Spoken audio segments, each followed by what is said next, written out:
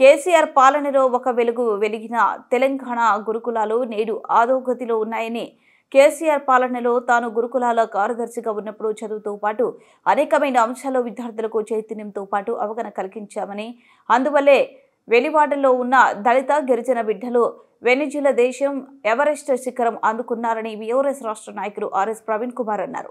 ఒకప్పుడు ఎర్ర బస్సు ఎక్కిన విద్యార్థులు నేడు ఎయిర్ బస్ ఎక్కారని ఇది గురుకులాల విద్యార్థులు సాధించిన ప్రగతి అన్నారు. కానీ సీఎం రేవంత్ రెడ్డి ఆయన మంత్రులు అవగాహన లేకుండా వ్యవహరిస్తూ అర్థం లేని పరిపాలనతో గురుకులాలను భ్రష్టు పట్టించారన్నారు. విద్యార్థులు టాయిలెట్లు కడగాలని చెప్పడం, ప్రభుత్వంలోని అధికారులు అసమర్థత ఫలితంగా గురుకులాలు గుర్తింపును కోల్పోయాయని అన్నారు.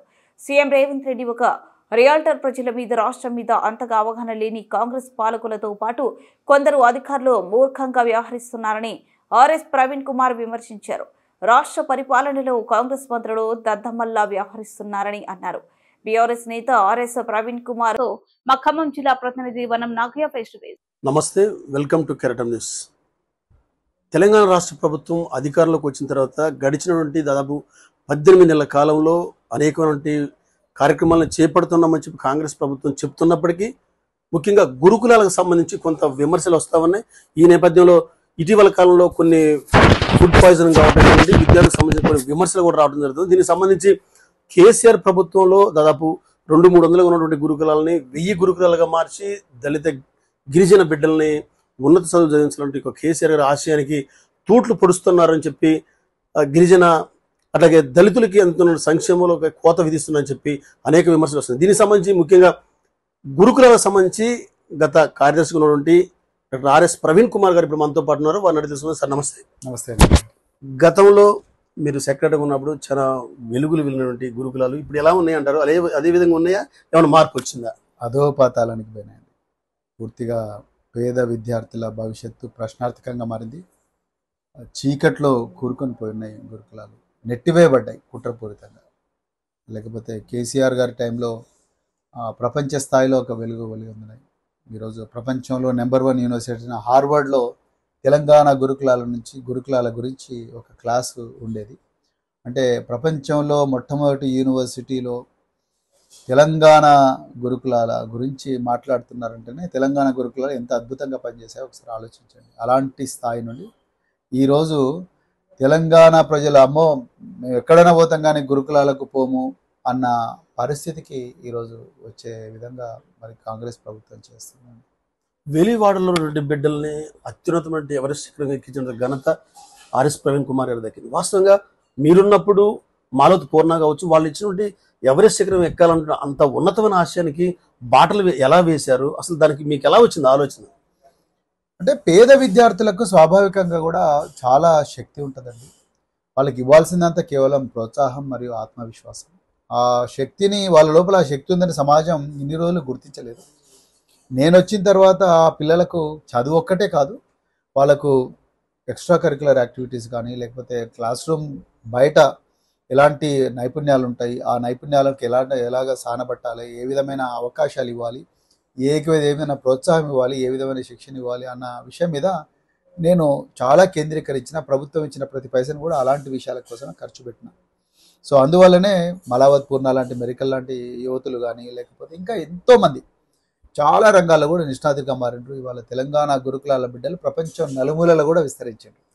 మారుమూల మీరు వెలివాడలు ఉన్నారు, ఆ వెలివాడల నుండి ఉన్న బిడ్డలు ఇవాళ వెనిజులా దేశం దాకా పోగలిగినారు. దక్షిణాఫ్రికాలో ఉన్నారు, ఆస్ట్రేలియాలో ఉన్నారు, అమెరికాలో ఉన్నారు, లండన్లో ఉన్నారు, జర్మనీలో ఉన్నారు. అంటే మీరు అర్థం చేసుకోండి, ఎర్ర బస్సు ఎక్కలేని పిల్లలు ఎయిర్ బస్ ఎక్కి విమానాల్లో ప్రయాణించారు. విమానాల్లో ప్రయాణించమే కాదు, ఒంటరిగా అమ్మాయిలు 100 గంటలు విమానాలు కూడా నడిపారు. అలాంటి స్థాయికి తెలంగాణ గురుకులను తీసుకుపోగలిగినాం ఆనాడు కేసీఆర్ గారి ప్రోత్సాహంతో. కానీ ఈరోజు దురదృష్టవశాత్తు అలాంటి పరిస్థితి లేదు. ఈరోజు ఈ పిల్లలు కేవలం స్కూళ్ళల్లో ఉండి వాళ్ళ టాయిలెట్ వాళ్ళు కడుక్కుంటే చాలు, వాళ్ళు సర్వతోముఖ అభివృద్ధి ఉంటుంది పిల్లల లోపల. వాళ్ళ వ్యక్తిత్వ వికాసం అనేది టాయిలెట్ కడుక్కుంటే బాగా పెరుగుతుందనే ఆలోచనలో అధికారులు కానీ ఈ తెలంగాణ ముఖ్యమంత్రి రేవంత్ రెడ్డి గారు కానీ ఉన్నారు. ఇది తెలంగాణ ప్రజలు చేసుకున్న దురదృష్టం. ఇంకొకటి ఏంటంటే రాహుల్ గాంధీ గారు ఒకవైపు ఏమో రాజ్యాంగం పట్టుకొని ఈ దేశంలో సమానత్వం, స్వేచ్ఛ, సౌభ్రాతృత్వం, సమన్యాయం అందరికీ ఉండాలని చెప్పేసి బాకా ఊదుకుంటూ ఉపన్యాసాలు ఇస్తున్నాడు.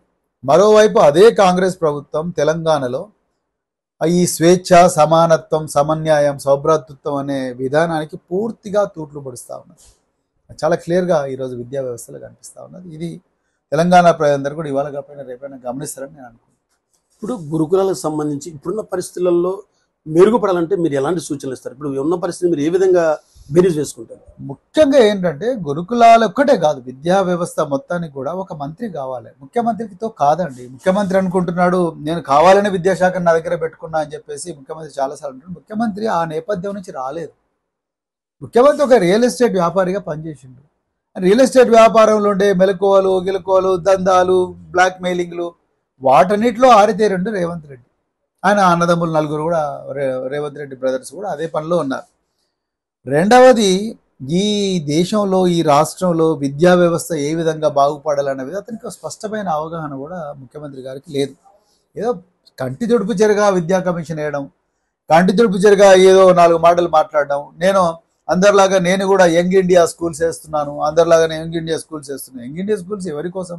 ముందు కేసీఆర్ పెట్టిన 660 స్కూల్స్కు పక్కా భవనాలు కట్టించండి. అద్దె భవనాల్లో నడుస్తూ ఉన్నాయి. గత ప్రభుత్వం చేసినది కానీ చేసింది. నువ్వు దాన్ని ఇంకొక లెవెల్కి తీసుకుపోవాలి, బడ్జెట్ని అక్కడ చేయాలి. అంతే తప్ప నాకు కూడా ఒక సిగ్నేచర్ ఉండాలి అందుకొరకు నేను యంగ్ ఇండియా స్కూల్స్ ఉన్న స్కూల్స్ను కథం పెట్టేసి యంగ్ ఇండియా స్కూల్స్ అని చెప్పేసి ఒకటే దగ్గర 2500 మంది విద్యార్థులు పెడతా ఉంటున్నాడు. 500 మంది విద్యార్థులను మేనేజ్ చేయడం చేత కాదు మనకు. ఒక్కోసారి 2500 మంది విద్యార్థులు ఒకటే క్యాంపస్లో పెట్టి ఎట్లా మేనేజ్ చేస్తాడు ముఖ్యమంత్రి? IIIT బాసరలో 8000 మంది విద్యార్థులు ఉన్నారు. తలబట్టుకొని కూర్చున్నాడు అధికారులు, ఏం చేయాలో అర్థం కాక. అలాంటి పరిస్థితుల్లోనే కేసీఆర్ గారు బాగా ఆలోచించే ఒక్కొక్క దగ్గర 640 మంది కన్నా ఎక్కువ ఉండొద్దు బాబు అని చెప్పి ఆర్డర్ ఇచ్చి అక్కడికి ఫ్రీజ్ చేశారు. ఈ ముఖ్యమంత్రి గారు ఒక్కరోజు కూడా ఒక గురుకుల పాఠశాలకు పోలేదు. పోతే కూడా నామకే వాస్తే పోయాడు. అక్కడ ఏం జరుగుతుందో తెలియదు, ఏమీ అవగాహన లేని, సామాజిక పరిస్థితుల మీద ఏమాత్రం అవగాహన లేని అధికారులను అక్కడ పోస్ట్ చేసిండ్రు.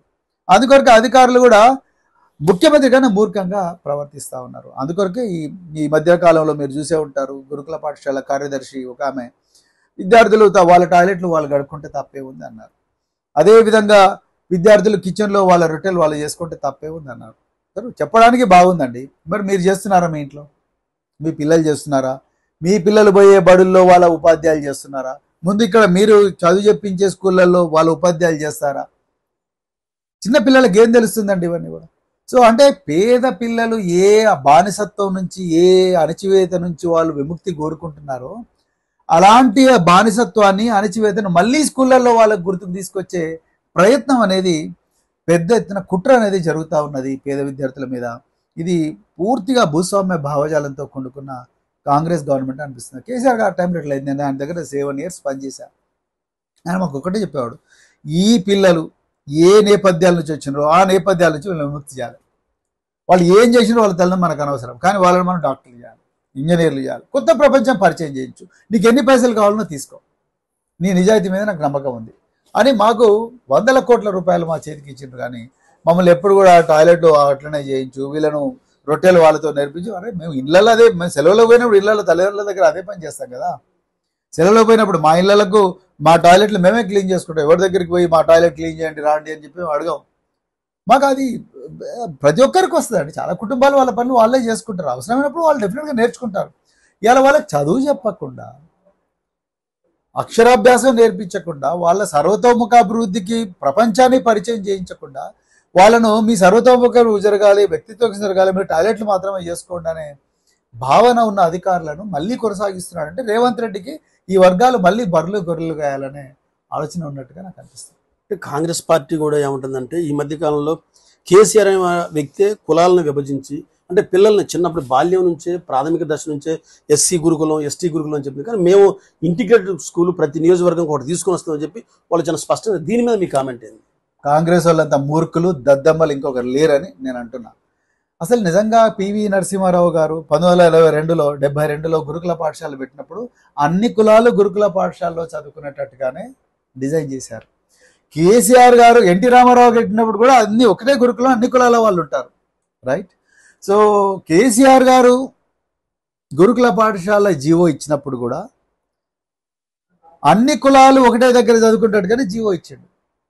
రేవంత్ రెడ్డికి అవగాహన లేదు, కాంగ్రెస్ వాళ్ళకి అంతకన్నా లేదు, అక్కడ పనిచేసే అధికారులకు పూర్తిగా మైండ్ దొబ్బింది. అందుకొరకే వాళ్ళు ఇట్లా మాట్లాడుతున్నారు. వాళ్ళకి దమ్ముంటే వాళ్ళని జీవోలు తీసుకొచ్చి చూపించమని చెప్పండి, నేను చూపిస్తా.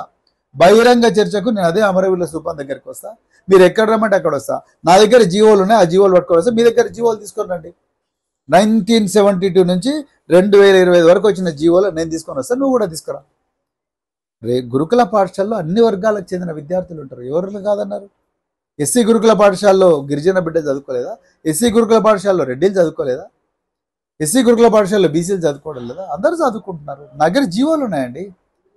వాళ్ళకి అడ్మిషన్ ఎట్లా జరుగుతుందో కూడా తెలియదు. అందుకొరకే వాళ్ళు ఈ విధంగా కేసీఆర్ను ఆడిపోసుకుంటా ఉన్నారు. అంతే తప్ప వీళ్ళకి ఏమంత దద్దమ్మలు చేతగానే దద్దమ్మలు. క్లియర్. అంబేద్కర్ వాదిగా గురుకులాల అభివృద్ధి కోసం ఎంతో శ్రమించారు, ఎంతో పోరాడించారు. నిద్ర లేకుండా గడిపిన రోజులు కూడా మీకు ఉన్నాయి. ఎందుకంటే మీరు నమ్ముకున్న సిద్ధాంతాన్ని ప్రాథమిక విద్య నుంచే పిల్లలకు అందించాలన్న ఒక తపన మీది. ఇప్పుడు డాక్టర్ ఆర్ఎస్ ప్రవీణ్ కుమార్ కలలుగన్న గురుకులాలకి ఇప్పుడున్న గురుకులాలకి స్మాల్ కామెంట్ ఏంది? ఏముంది, అదే చెప్పాను కదా ఇంతకుముందు. ఏమో నేను ప్రపంచ స్థాయికి తీసుకుపోవాలని ప్రతిరోజు కలలుగానేవాడిని. చేతిలో ఉన్న ప్రతి పైసను, ప్రభుత్వం ఇచ్చిన ప్రతి పైసను కూడా ఆ కళలు నిజం చేయడం కోసం ఖర్చు పెట్టేవాడిని. ఈ రోజున్న అధికారులు, ఈ రోజున్న మంత్రులందరూ కూడా ఎట్లయితే ఏ విధంగా బడ్జెట్ కోత పెట్టాలి, ఏ విధంగా అందరు ఎంప్లాయీస్ని తీసేసేయాలి, ఏ విధంగా ఈ పిల్లల చదువును నాశనం చేయాలి, వీళ్ళని ఎప్పుడు టెన్షన్లో పెట్టాలని ఇప్పుడున్న గవర్నమెంట్ ఆలోచిస్తుంది. సో అప్పటికిప్పటికీ పూర్తిగా నక్కకు నాగలోకి అనుకున్నంత తేడా ఉంది. కాబట్టి గురుకులాలు ఏది ఉన్నాయో ఖచ్చితంగా మేము అనుకున్న లక్ష్యం వైపు అడుగులు వేయట్లేదు. ఖచ్చితంగా కాంగ్రెస్ ప్రభుత్వంలో నుండి కొంతమంది అధికారులు, అట్లాగే కాంగ్రెస్ ప్రభుత్వాల పెద్దలకు కొంతమంది సభ్యులు వాళ్ళ ఆలోచన ధోరణి ప్రకారమే ఒక విధంగా తప్పటడుగులు పడతానని చెప్పి డాక్టర్ ఆర్ఎస్ ప్రవీణ్ కుమార్ తెలియజేస్తున్నారు. వీడియో జర్నలిస్ట్ ఈశ్వర్తో వనం నాగయ్య, కెరటం న్యూస్, ఖమ్మం.